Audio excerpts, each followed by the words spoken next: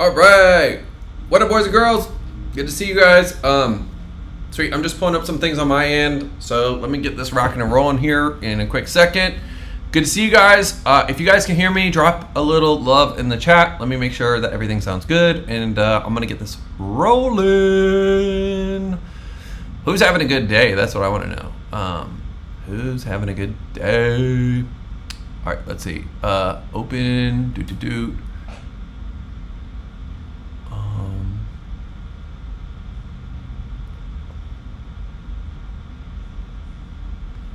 There we go. All right, sweet. Let me see the chat. Everything's looking good. Let me get y'all open on all my places. Boom, boom.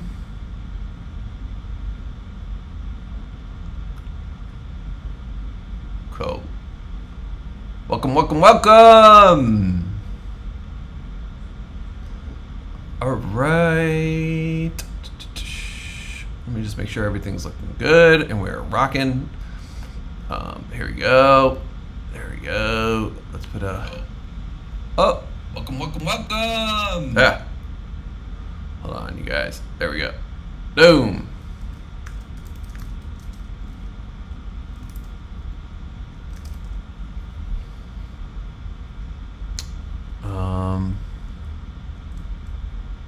There we go. There we go. There we go. All right, guys. I see a couple of y'all. If you guys can hear me, just give me a little love in the chat so I know that y'all can hear me. If you guys are tuning in live, I'd love to know if you're live. If you're on the replay later on, drop a replay. I'd love to see where you guys are tuning in. Just slowly getting everything set up here real quick, and then we'll rock and roll. What up, Dennis? Good to see you. All right. Boom, boom. Okay. So I think we're good. It looks like we are live. It looks like we're rolling. Hey, Mike, I got my pen and paper ready to take notes. Let's rock. I like that. Sweet. What up, Yasser? What up, David? All right. We're rolling. Cool. So I'm gonna give you guys a little preface of what we're gonna rock today. We're gonna do something a little bit different than we typically do, but it will be fun. So I'm pretty pumped. So we are in the process of hosting a couple events coming up here. So typically, y'all know how big I am about CRMs, making sure you guys are optimizing using your CRMs properly. And what that means is using things like power dialing, bulk SMSing, things like that. Now, one of the things I talk about a lot is based on where people are in the funnel. It's going to dictate how much effort I invest in this person, right? So typically, if I'm reaching out to a past client, and I want to talk to them, I'm not going to power dial past clients that often. You know, occasionally they may be in my power dialing list, but if I'm specifically reaching out to them, I'm just going to actually pick up the phone and manually dial. So I know a lot of times I'm a big hater on manual dialing, and that's specifically going to be more for your top of funnel leads or kind of middle of funnel leads. But when you guys are dealing with some of your bottom of funnel folks, a lot of times you want to be able to just pick up the phone and actually give them a ring. And it's a lot more personal. It will usually just kind of get you guys rocking and rolling in a different way. And you know, if I'm dialing off of my phone, I'm not going to have like a, hey, this is a recorded line type of thing. It's going to feel a lot more casual. So, you know, when you guys are dealing with your deep bottom of funnel, I'm going to encourage you guys sometimes send personal text messages from your phone, dial from your phone. Like, you don't always, unless the opportunity you're on is saying, hey, you absolutely positively have to use the CRM. Sometimes it's good just to go outside of the CRM and kind of get people from different angles. And when you do that, you're going to be able to really reach the folks that you're looking to. So I got a question here. It says, which CRM has a built-in power dialer? I am using HubSpot. So there's a few different CRMs. One that does is Close. Close is really fast. I like Close a lot, but we actually use GHL. And GHL doesn't have a built-in power dialer. You have to actually build it yourself. And so there's some little tricks you can do on automations to build a power dialer.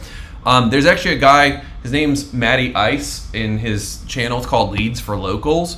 I just want to give him a shout out because he's the one who showed me how to build that, and you can check it out. He has a really good YouTube video about how to build out power dialers inside of GHL. My recommendation for most of y'all is GHL. GHL is generally going to be your most robust CRM, and you're going to get the most bang for your buck there. Sweet. Now, before we get too far into this, a couple things. If you guys are sales reps and you're looking for new opportunities, feel free to hit us up. You can drop a comment in the chats here as well. If you guys are business owners and you're looking to get connected with sales reps, you can drop a comment in the chat here. We'd love to help you guys out. And so generally what we do is we just have a quick chat with you, learn about what you're looking for, and see if it's something that we can connect you with. So if you guys are looking for something like that, feel free to drop that in. We're going to pull up some lists and we're going to hit some dials. So obviously, like I mentioned earlier, I'm not going to be doing my power dials, right? So because let me just show you guys too a couple things on my screen. It will help you guys visualize it a little bit better, and then we'll get into it. So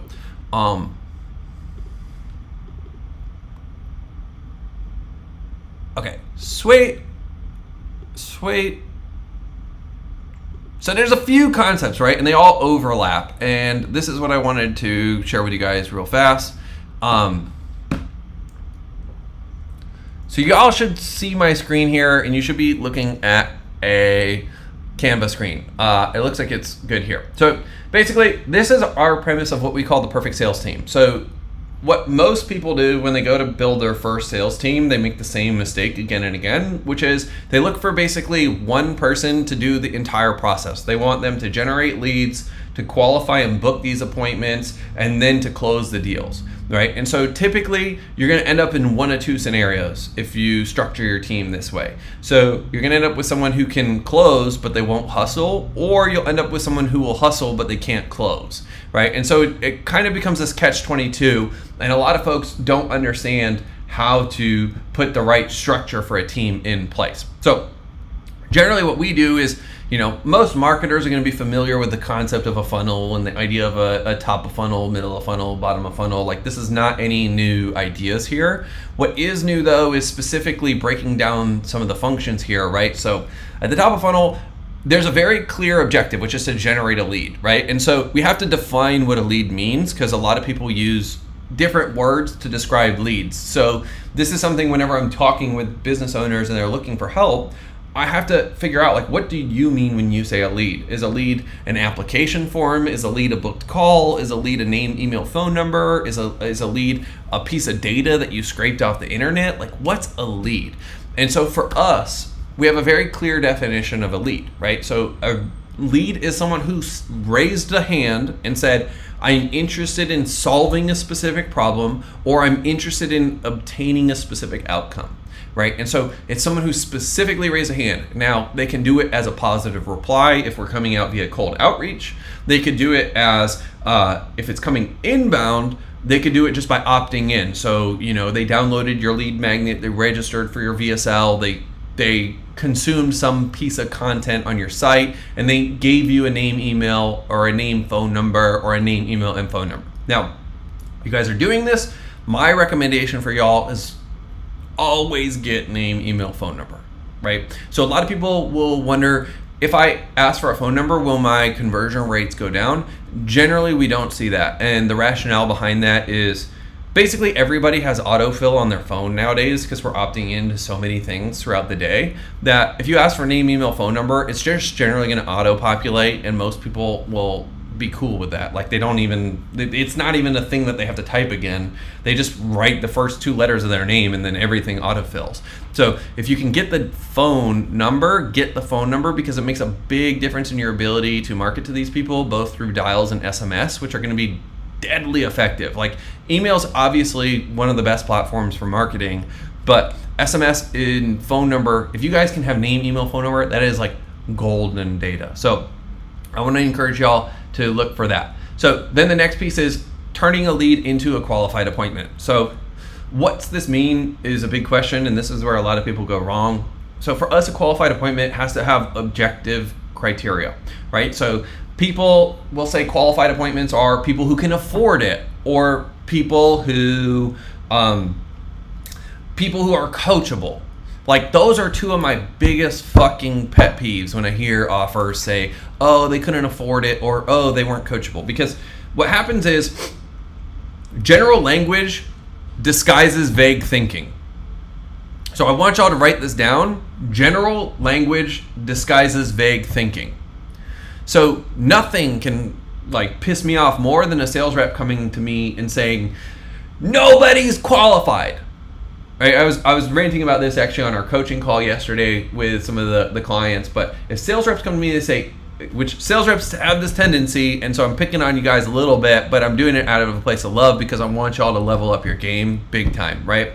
So where sales reps will go wrong is they say, nobody's qualified, or everybody is no-showing, right? And so when y'all are communicating that data back to the marketing team, you're going to send your marketing team into a frenzy, and your marketing team's not going to do a good job of diagnosing it. So general language conceals vague thinking. I want y'all to be specific with your language. So what I train reps to do is come back to me and say, hey, over the past 10 calls, I've had 3 no-shows.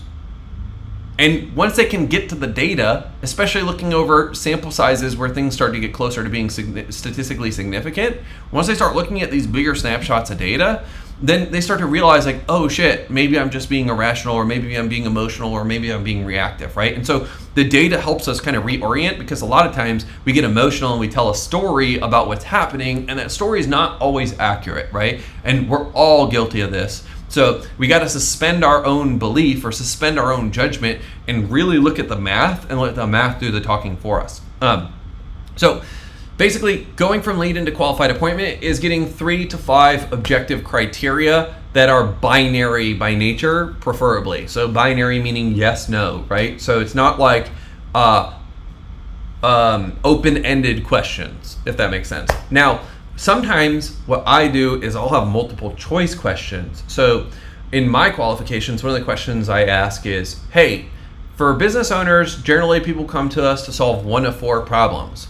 So people come to us because they say, I don't have a predictable sales process and I need leads, appointments, and sales in a predictable way. Second thing people come to us and say is, I have too many leads, I can't follow up with everybody, and I really need someone to follow up and really like nurture and qualify these appointments. The third thing people will say is, I have too many calls, we're booked out for the next 2 weeks, I've had to shut down my ads, something like that, and I really desperately need a closer to scale. And then the fourth thing people say to us is, effectively, I have a working sales process and I just need sales talent ready to roll fast. And with one of those 4 things, which of those describes you? So then folks will say, oh, well, it's the first one, or oh, it's really the second one, or oh, it's really the third one, or oh, it's really the fourth one, right? So because they're giving me a specific answer, that's a binary yes, no to me. And so, you know, if someone's like, oh, it's the first one, I'd be like, okay, sweet. That makes sense, right? That's a binary yes, no. If they corrected that or went say, it's not really any of those, then that's going to be a no bucket for us. So I want to encourage y'all to get clear and get objective with your criteria, right? So, you know, with Scale Your Sales, especially hiring closers, the question was always, do you have at least 10 qualified appointments a week? Do you have 20% close percentage? Are you selling a product or service that's priced above $3,000, right? And are you currently making $20,000 a month or more? If they can answer yes to all those questions, then they're generally qualified, right? And so that's what I mean by 3 to 5 objective binary yes, no questions. So once we can ask those questions, then that sets us up to have effectively a BANT qualified meeting. So budget, authority, needs, timeline, which is that's what we're looking to do, is get a qualified appointment. And then from that point, now we move into turning appointments into new sales, right? So this is effectively what y'all know is the sales team, but then how we break it down is, so a lot of people will confuse these 2 roles and they use the word setter to describe both of these roles. They're actually separate roles, and when you split it up, it helps optimize the entire system and get you a lot more bang for the buck. So this is how we design this process. This is the perfect sales team. This is what we do, right? Now, what I want to mention here, and my real thing that I'm trying to get you guys to see is, okay, so for a setter, when I'm in setting mode, this is where I really do want to use a lot more power dialers. Maybe for new leads, I'm going to double dial, but outside of new leads, I want to use power dialers to really rip through and get as much time efficiency as possible. Now with closers, y'all aren't going to power dial nearly as much because we're already at the bottom of funnel, right? So at the bottom of funnel, basically, the deeper we go in the bottom of funnel, the more I've invested into this prospect, right? So if I look at it, it costs me more money to get a booked call than it does to get a lead. And it costs me more money to get someone who showed up to the call than it did to get someone who booked a call. And it cost me more money to get someone who was qualified and I made an offer to than it did to get me to pay for someone to show up at the call, right? So the deeper that we go in the funnel, the higher the investment is per effective data point, right? So shows are more expensive than bookings, right? Bookings are more expensive than leads. This is kind of common sense, but the reason I'm bringing this up is because we want to match that level of investment in our sales process, right? So my new leads, I don't want to invest a lot of money into new leads because generally they're a cheaper resource. I want to invest more money into people who are good fits that are qualified and we've made offers to. Those are my best people, right? Past customers who might want to upgrade or get new things. Those are some of our best people that we want to reach out to. So the rationale is the deeper we go in the funnel, the more intimate we become in our communication. The further up we are in the funnel, the more leveraged our communication is, right? So a lot of times my favorite SDR is fucking ads, dude. I don't want to manage a person if I don't have to manage a person. I'd rather have ads as my SDR. But over time, you're only going to get so far and you kind of got to diversify traffic sources. So you're going to do more manual stuff and then you'll start bringing in people. But ultimately, ads are my favorite SDR. And that's super high leverage, low investment in terms of actual time relative to the amount of lead flow. Versus the other thing you got to think about is the compensation of each of these people. So generally these people are overseas. Maybe they're $1,000-$2,000 a month tops.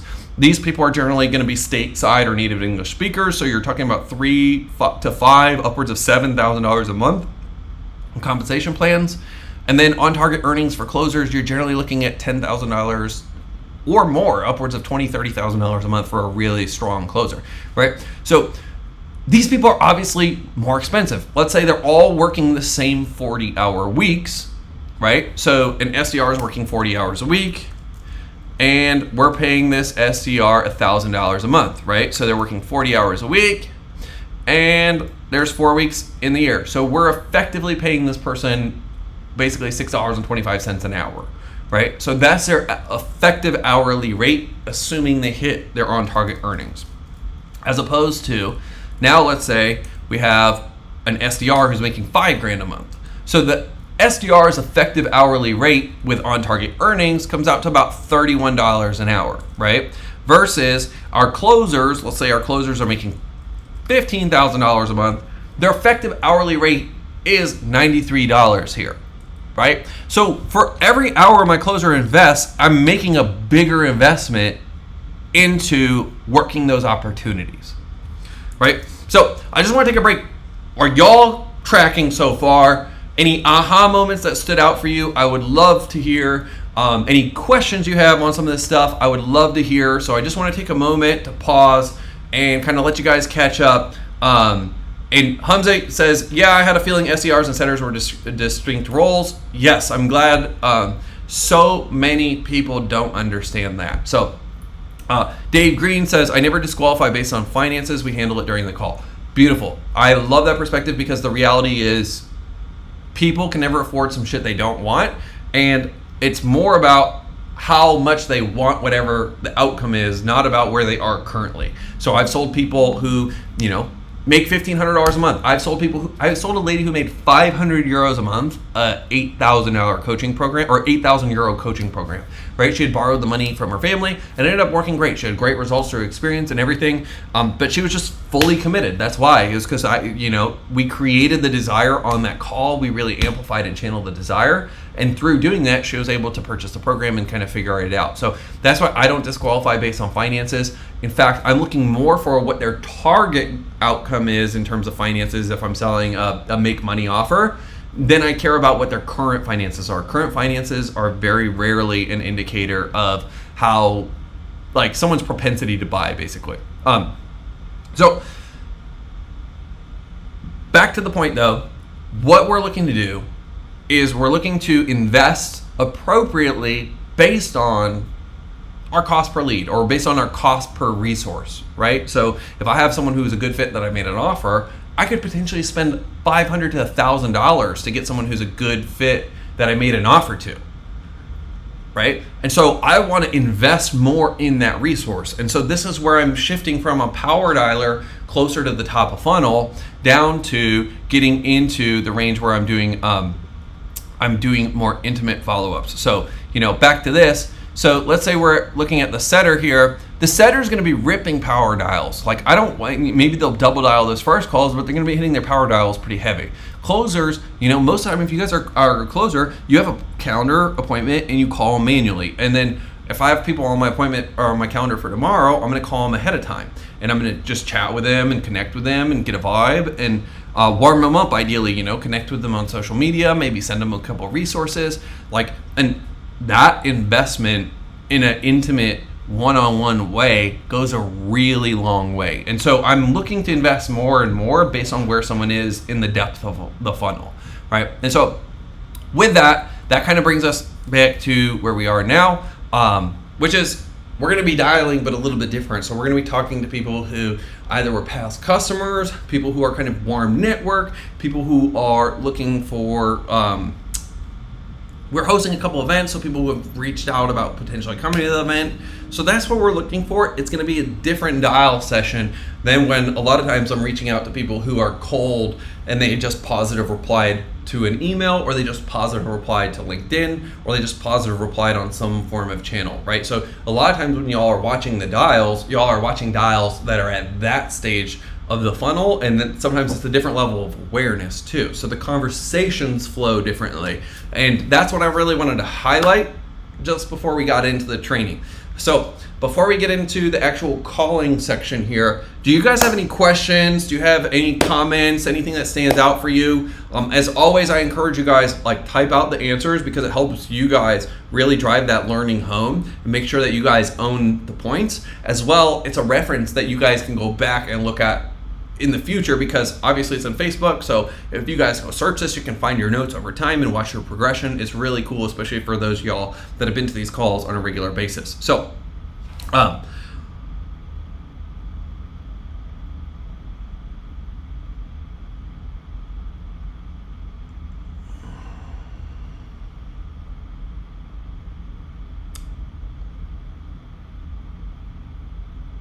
okay, sweet. I got a text, so I was just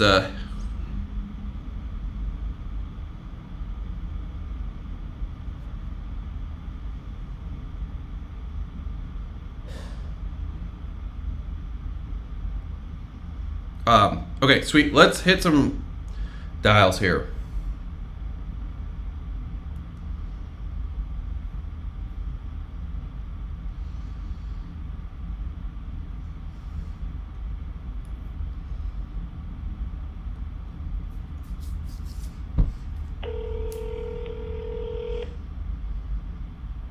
Let me know if you guys can hear this too.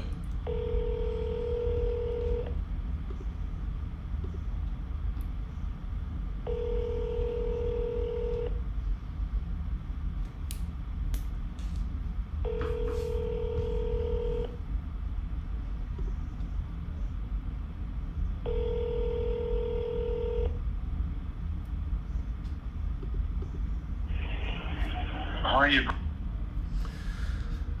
All right, no answer. So generally, also, like I'm mentioning, with people who are a little bit deeper in the funnel, I'm more likely to double dial, right? So I just want to give them a shout, see what they got going on.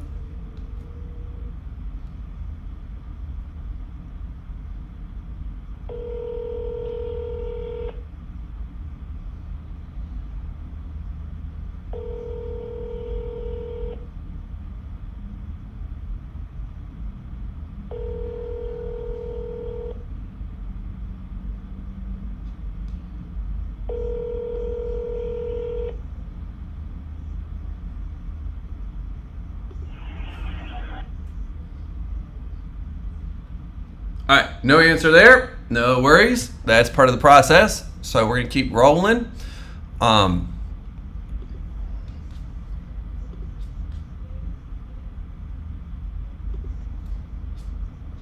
right, let's rock.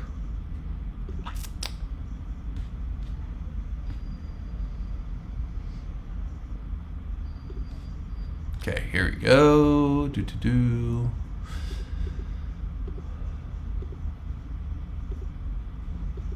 I like 9 CRM windows open. There we go. Minimize that.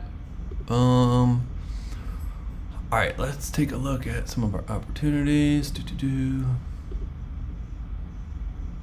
Sweet. That is a good look.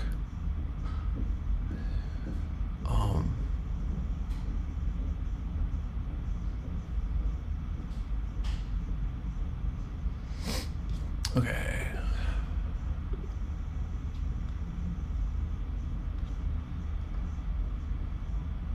Oh, interesting. All right, let's see this guy. So I found a lead here in our ecosystem that popped up, and so I'm just gonna check out. Looks like he submitted a little bit of info. I'm gonna check out his info, see what it is. I'll give you guys a little bit of context before we roll into it, and then let's take a look here. So it looks like this person came through our website, submitted an application form on our website, perhaps. Maybe not. Oh yeah, there they are. Okay.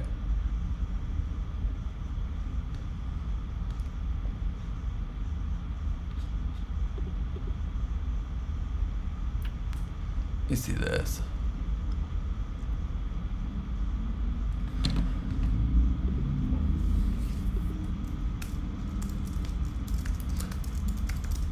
So I'm calling this guy out of the CRM because he's got a international number, but it looks like I can't get to him. Nah. Usually I'd say fuck that.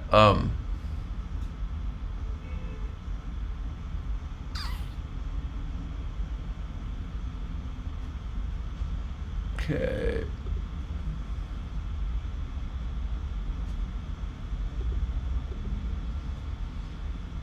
Let's call this guy.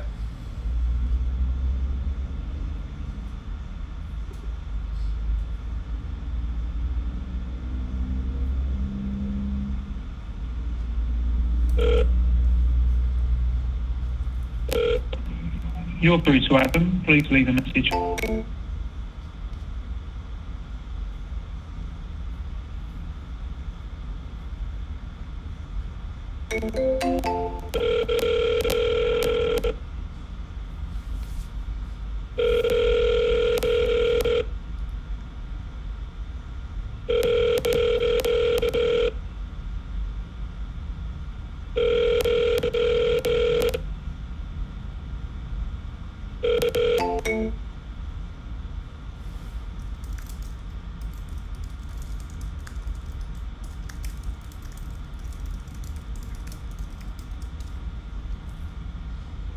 Sweet. Okay, so this guy was someone who I had a conversation with. I made an offer to.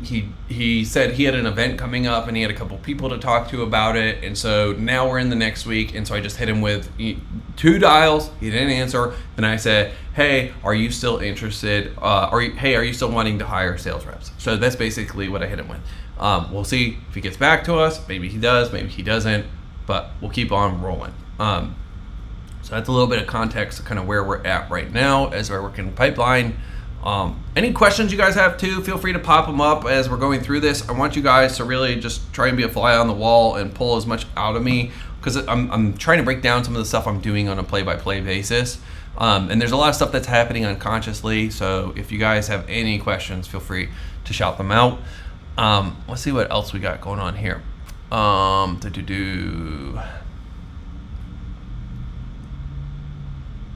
He bought, so I'm gonna update this.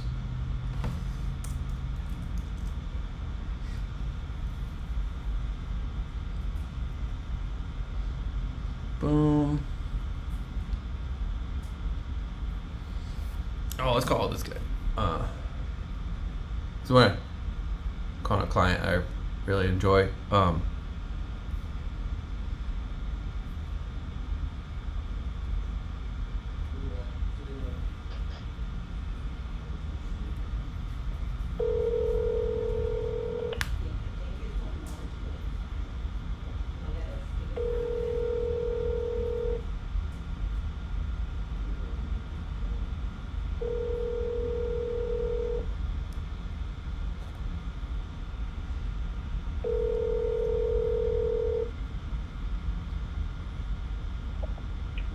calling Tim with.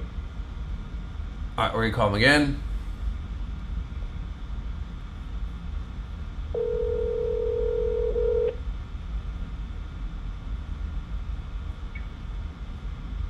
Is it really Mike Mark? It is really Mike Mark. What up, Tim?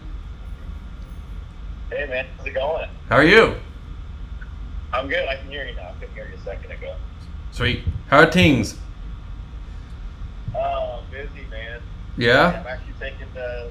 I've got kind of some downtime this week, so I'm actually working on a marketing book right now. I'm just kind of like chilling, man, just collecting my thoughts, you know. Nice. So you got a little space to breathe and think?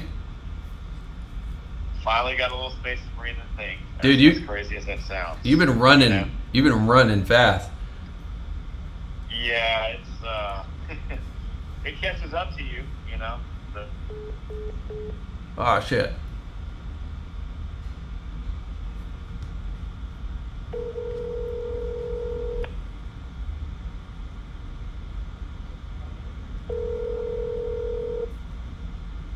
Hey, did I lose you there? Yeah, I don't know what happened. Yeah, it's all good. Yeah, man, just it's nice to have a break though, for sure. I saw you guys won #1 music school in town. Yep. That's pretty rad. Yep.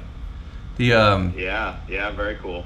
Well, we're hosting an event in October, so I was just calling to invite you or see if you had anyone that you think might be interested in coming. It's pretty sweet. It's basically we're working with business owners. It's one of my clients who's like a fucking expert when it comes to estate planning and taxes and kind of advanced tax strategies and alternative investment strategies and kind of stuff that's non-traditional, more like family office style stuff, but without the $50 million net worth type of requirements.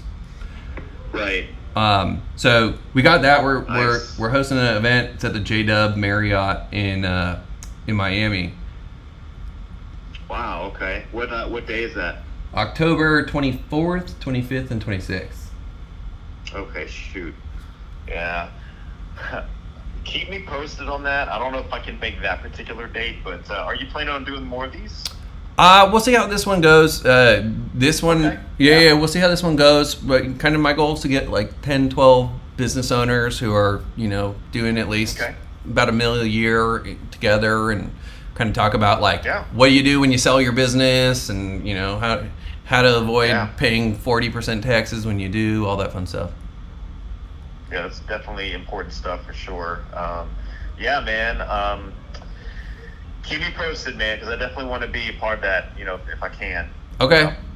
I'll send you pictures of the property too, dude. It's pretty sweet. Do. They have Yeah, a huge water Please do. park and everything. So if you bring the wife and your daughter, it kind of ends up being like a fun little vibe. And it's right across the street from the mall, so she can run amok on your credit card while you're figuring out how to make more money. I mean, that's what it's all about. This is in Miami, right? Yeah, in Aventura. Awesome.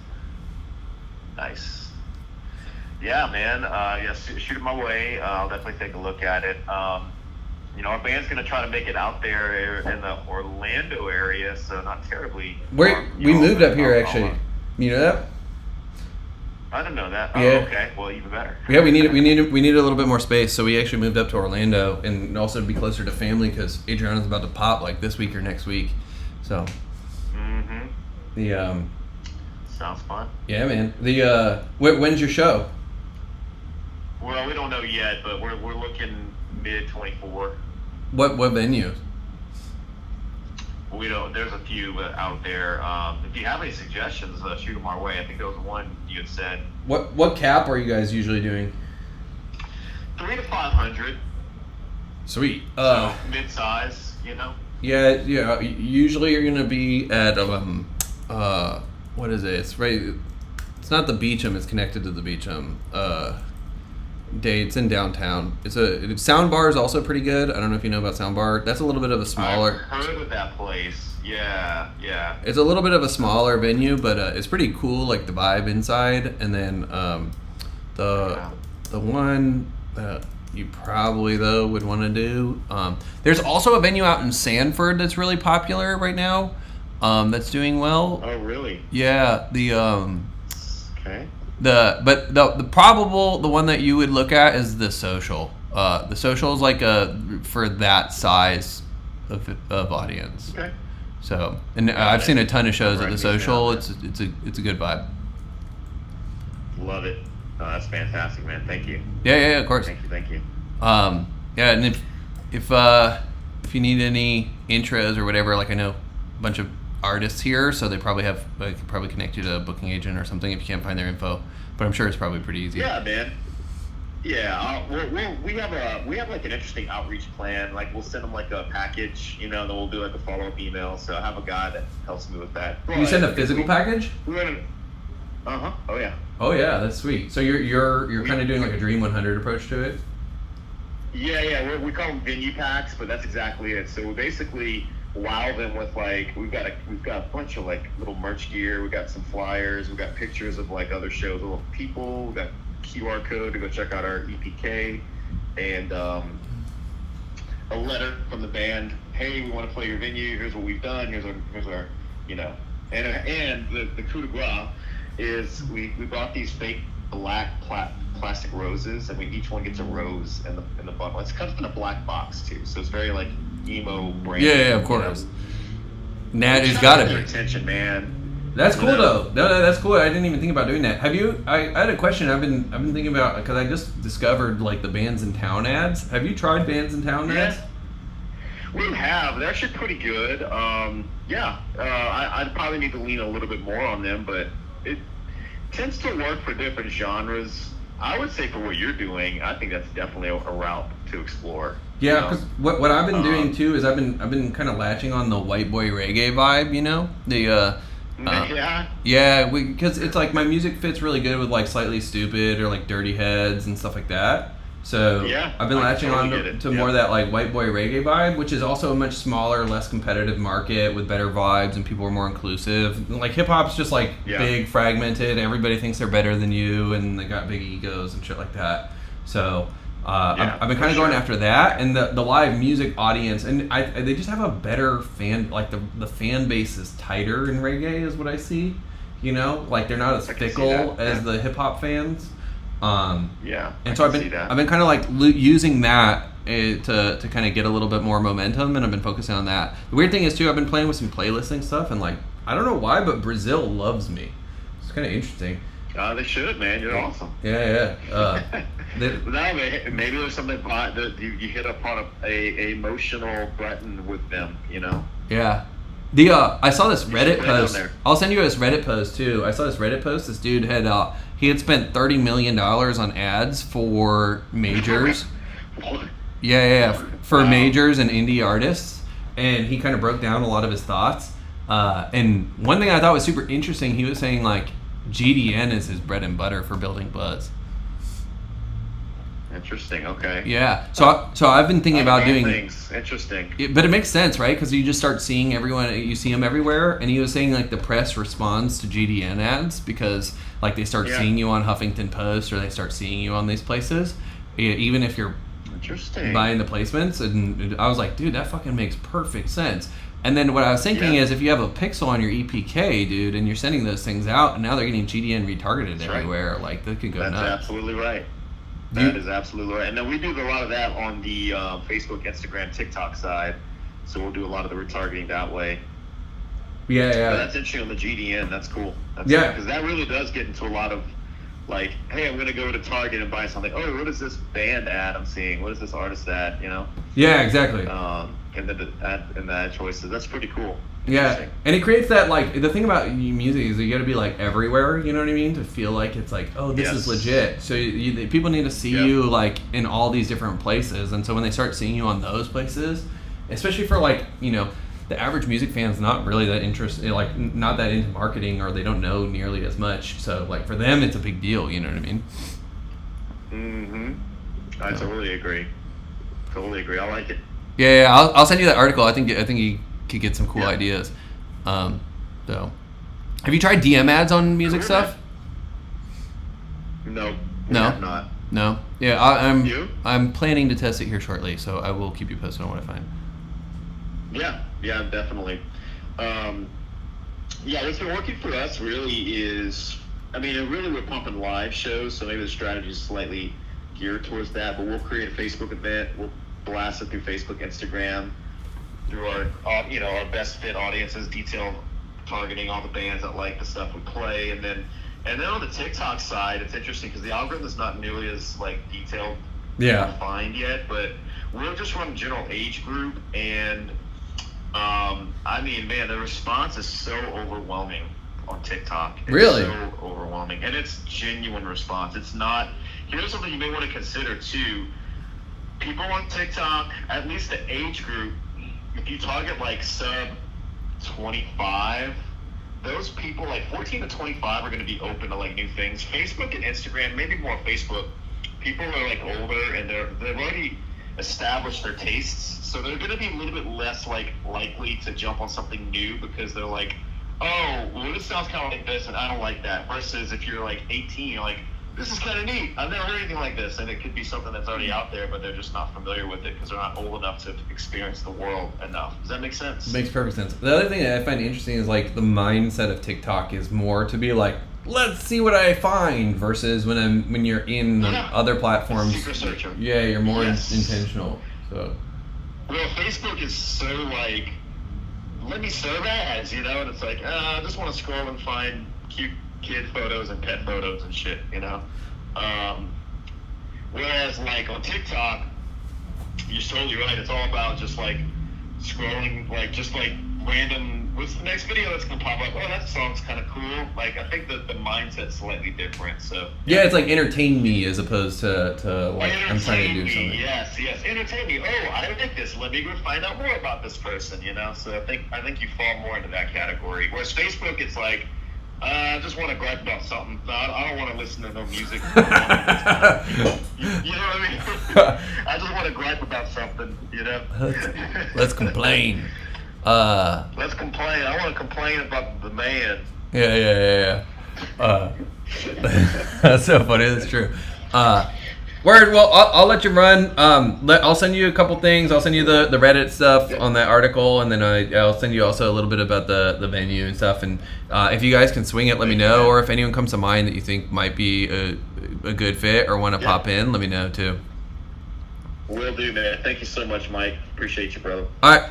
Peace, Tim. Pleasure as always. Yeah, man.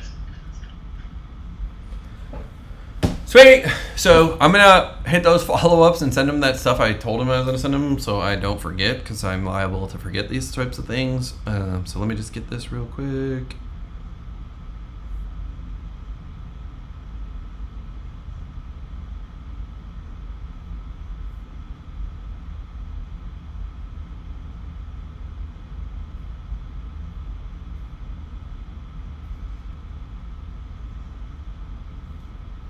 All right, so we'll probably hit one more dial and see what we get. Do you have templates for follow-up or always manual send? Great question. So I have templates for like an offer summary. So if I make offers, obviously my offers are fairly formulaic, so I know. And so I have templates for offer summaries. But outside of that, I'm a big believer that your follow-ups post-offer should be highly intimate in most cases. So I don't like using a lot of automation post good fit made offer, right? And then usually if they drop off, say for example, 2 weeks or 30 days from call, at that point they may pop back into more automated leveraged follow-ups. But when they're at bottom of funnel, I want to be really intimate. I want it to be hyper customized. I want it to be like super relevant to the point that almost a message could not be written for anyone else. You know what I mean? And when they feel that, there's this like level of attention to detail that they can recognize and they really, really appreciate. And so you're usually gonna see better conversions post offer if your follow-ups are not templated.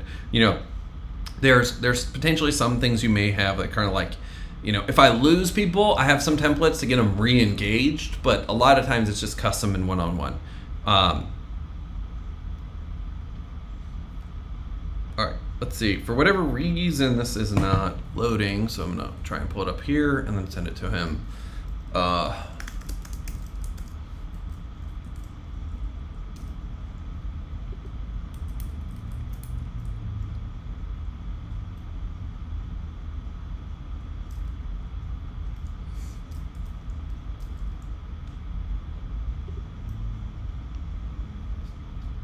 All right, sweet.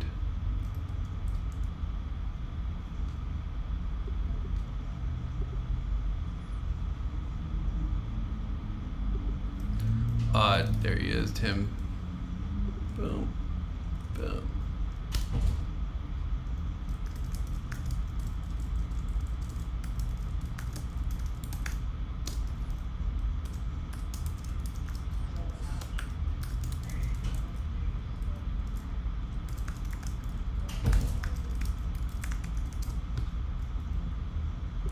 Okay, sweet. So that was sent. I have one more thing I wanted to send him.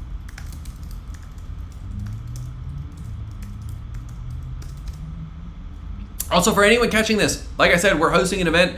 It's going to be October 24th, 25th, 26th. If you guys are generally making anywhere more than $250,000 a year in personal income, basically being accredited investor or higher, this will be valuable to you, especially if you guys are business owners and you're running at multiple six figures, high multiple six figures, seven figures or beyond. Like, this stuff will be insane how valuable it is for you. So it's a little bit beyond my pay grade even. I'm teaming up with a client of ours who comes from a background in management consulting and kind of took a different approach to figuring out some of the best ways for financial planning. And rather than doing a bunch of commission products, instead she focuses on really like designing and optimizing portfolios in custom ways for people, and heavily focused on for business owners, you know, how do you avoid the tax obligations of being in the 30-40% tax bracket? How do you put yourself in situations where, you know, when you sell your company, you could pull the cash out without having necessarily tax events or deferring tax events, or even potentially, like one thing she was talking about was pulling cash out of the business, pulling $1 million out of your business, being able to put it into a Roth IRA, and then only paying 15% tax on it up front when you pull it out, which is kind of insane to think about. And then that compounds and you don't pay tax on the back end. So like, there's a lot of advanced strategies that are really fun. And that's going to be what we're focused on. So I'm really pumped. You know, even myself, I'm going to be a fly on the wall learning a lot there. So let me just make sure. Boom. Okay, sweet.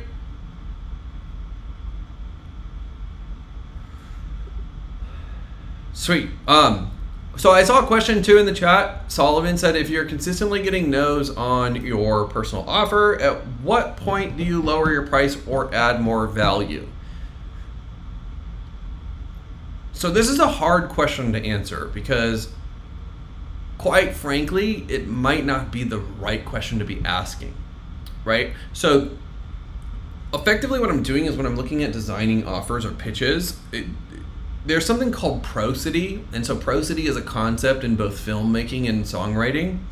And so prosody is when everything fits, right? And every piece contributes to the whole. And there's nothing that is weird or kind of doesn't fit inside of this. So a perfect song will have prosody, or a perfect movie will have prosody. And if you've ever watched a movie where something just like breaks the barrier of disbelief and you immediately check out, that's where a movie loses prosody, right? So with our sales pitch, you want to design a sales pitch so it has prosody, meaning that everything's contributing to moving the sale forward and nothing's actually pulling you away from the sale, right? And so when a pitch is well designed, that's going to be what happens. So a lot of times there may be something you're saying in your pitch. So it could be in your discovery, or it could be inside of the actual offer, or some combination therein, that the way you're presenting the idea, you're creating resistance or objections, or you're devaluing the idea.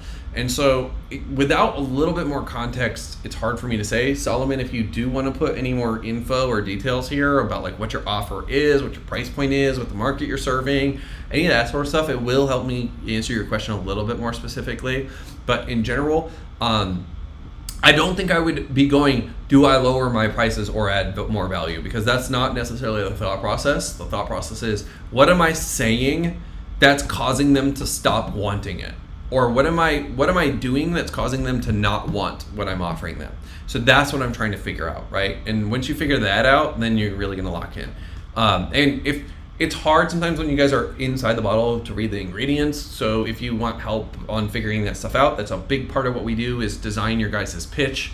Like we had a client who we reoriented his pitch in just a couple small tweaks, and he was mentioning he did a training, got 2 pay-in-fulls on the training at a $7K price point, just off of the subtle details of how we shifted. And before, he wasn't able to get people to say yes, and even then they were ghosting his follow-ups. And so it just comes from, like, usually there was a concept in the way he was presenting the idea that was giving people too much information, and it was causing them to not want it anymore. And it wasn't that he was, like, disclosing something that they didn't like. It was just that he was overwhelming them, and so their brains would go into cold cognition, and they went to the wrong part of the brain. So you have to understand how the neuroscience connects with the actual pitch. And then when you do understand how those two things connect, then you can bridge those gaps.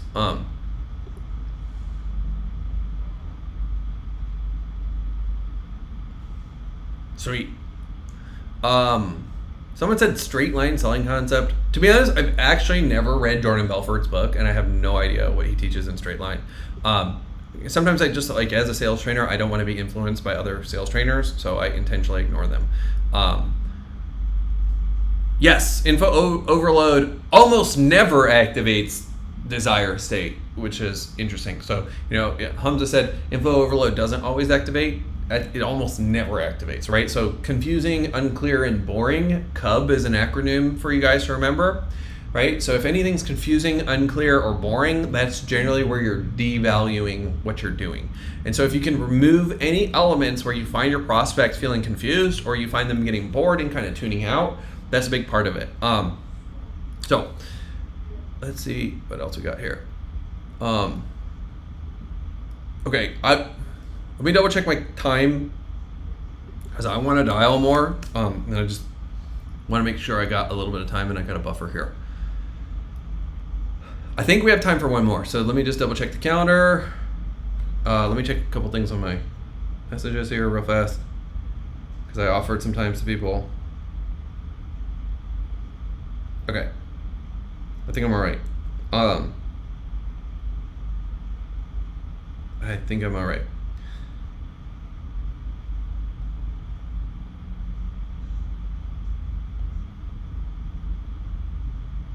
Huh?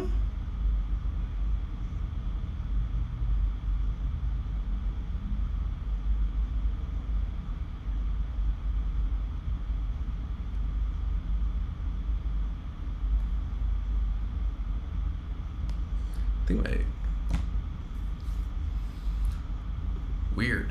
I sent someone a message earlier and it's saying that it didn't send. Oh. That's weird.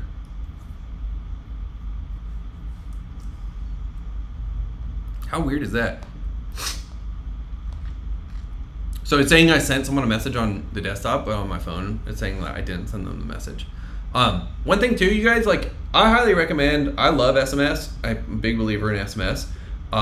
But I also love, once I get into late stage of a call with someone, I like getting onto Facebook because one of the things I like to have is I like to have read receipts. So read receipts, like when someone's reading your text and then you know they're reading their text or not, that's going to give you a lot more control in terms of how to cater your follow-ups and be more intimate in your follow-ups. As well, when you're starting to use starting to use Messenger, then you're going to get distribution on stories, you're going to get distribution on reels, and you're going to get distribution on your content. So just more ways for you to keep warming these people up. So post call, like if you guys have a call, a good fit made offer, I encourage y'all always add these people as friends before you get to the call, because that's going to do a lot to get them to feel like they know you and that they actually trust you, and that, like, number one, recognize that you're a real fucking person with a family and with, like, a life, and that when they show you that they're impacting your life. That's major, major, major.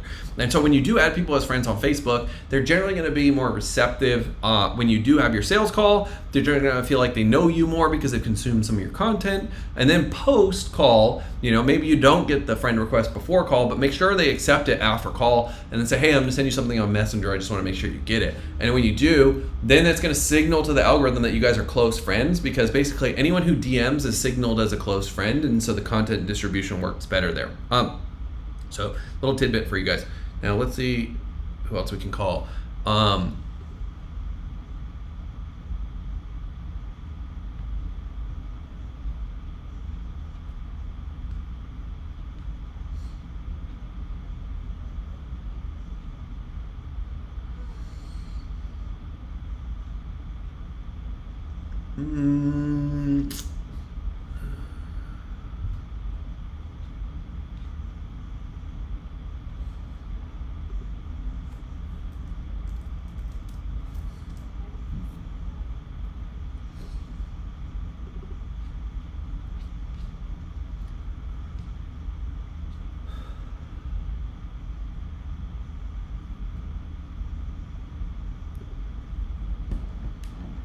Oh, here's one.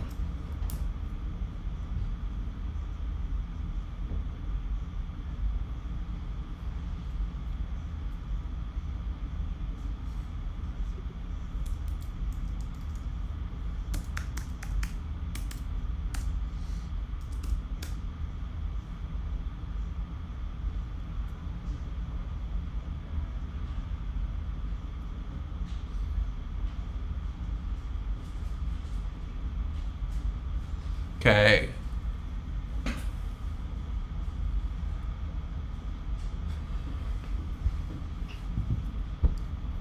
Your call has been forwarded.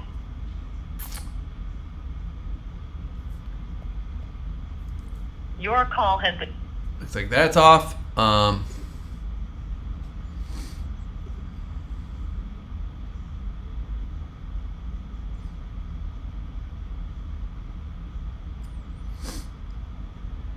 See if we can maybe get one more in.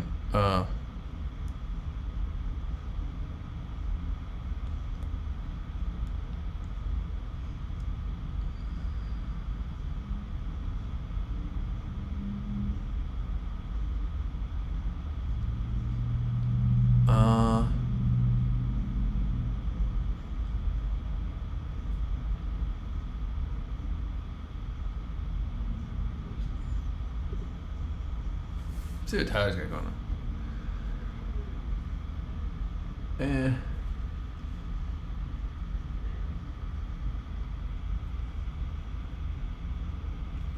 Can I talk to you?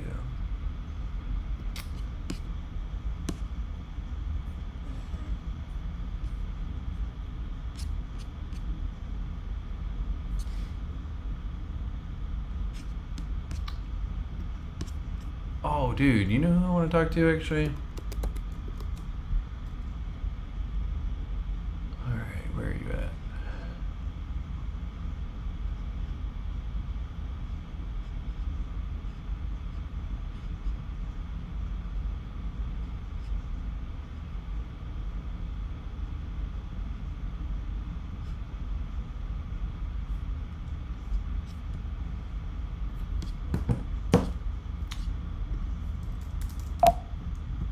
Alright.